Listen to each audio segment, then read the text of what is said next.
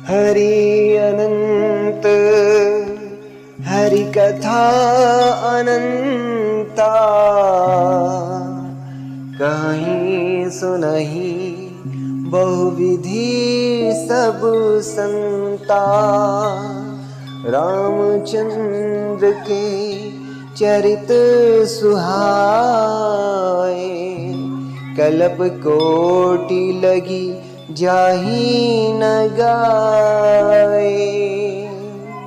भगवान भोलेनाथ माँ भवानी उमा से कहते हैं, श्री हरि अनंत है, उनका कोई पार नहीं पा सकता और उनकी कथा भी अनंत है।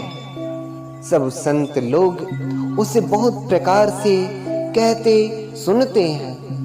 श्री रामचंद्र जी के सुंदर चरित्र करोड़ों कल्पों में भी गाए नहीं जा सकते। श्री रामचरितमानस बालकांड दोहा 139 चौपाई 3। जय जय श्री सीताराम।